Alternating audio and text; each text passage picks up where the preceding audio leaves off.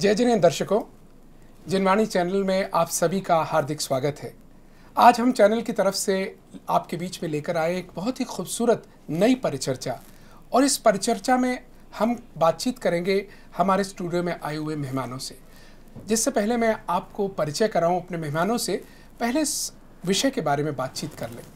साथियों, जैसे ही जेठ का तपता सूरज गर्मियों अपनी चारों तरफ बिखेरता है, उस वक्त सबको इंतज़ार होता है, तो ऊपर आसमान की ओर, बादल की ओर इशारा सब देखते हैं कब ये बारिश आए और कब चारों तरफ ठंडक पहुँचे।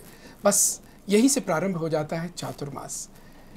ये अगर किसान को इंतज़ार है तो हमारे जैन दर्शन में कहा गया है कि इसका इंतज़ार श्रावक को भी होता है। क्यों होता है इस अवसर का ये पहुंच, ये हम सब चर्चा करेंगे इस विषय में थोड़ी देर के बाद। लेकिन इससे पहले मैं आप सबका परिचय कराना चाहूँगा अपने स्टूडियो में आए हुए मेहमानों का। सबसे पहले मैं परिचय कराना चाह रहा हूँ फिरोज़ाबाद से आए हुए प्राचार्य नरेंद्र प्रकाश जी जैन साहब का। हमारे बीच में प्राचार्य नरेंद्र प्रकाश जी जैन पधारे हुए हैं।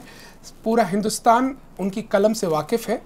आप पीडी जैन इंटर कॉलेज में प्राचार्य पद पर रहे हैं, आप फिरोज़ाबाद से हैं।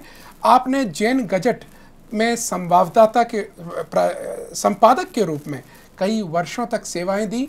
आपने अनेक पुस्तकों का संपादन किया। आपका मंच संचालन आज भी जहां भी चले जाएं वो देखने योग्य होता है। आप एक कुशल वक्ता हैं, आप एक अच्छे प्रवचन करता हैं। आप जब जब कहीं भी जाते हैं, आपकी प्रवचन सभाओं में हज़ारों की भीड़ें उमड़ पड़ती हैं। मैं अपने दूसरे मेहमान का भी परिचय कराना चाहूँगा, और वो भी कम हस्ती नहीं है। हमारे दूसरे मेहमान हैं श्रीमान अनूप चंद जी जैन एडवोकेट साहब। जय जिनेंद्र अनूप चंद जी साहब। इनके परिचय के भी ये मोहताज नहीं है। एडवोकेट मैंने जब लगा दिया, यानी कि वकील हैं पेशे से, लेकिन आप जैन दर्शन के प्रमुख विद्वान हैं। आप भी जहाँ जाते हैं, आपकी प्रवचन सभाओं में हज़ारों की भीड़ आपको सुनने के लिए आते हैं। मर्मज्ञ ज्ञानी हैं, कई विषयों पर आपका ज्ञान बहुत ही सुंदर आता है। आपके प्रवचन देश में ही नहीं विदेशों में भी होते हैं, और आप अनेक विदेश यात्राएं भी कर चुके हैं। हमारे स्टूडियो में आपका बहुत बहुत स्वागत। इस बार हमारे इस पैनल में हम एक ऐसे नए नाम को लाए हैं जो पहली बार शायद जिनवाणी चैनल के माध्यम से आपके सामने आ रही हैं। वो है मैनपुरी की डॉक्टर कुमारी मालती जैन जी। बहुत बहुत स्वागत डॉक्टर साहब। और डॉक्टर साहब के बारे में आपको हम बता दें, आप पूर्व प्राचार्य हैं चित्रगुप्त महाविद्यालय मैनपुरी की।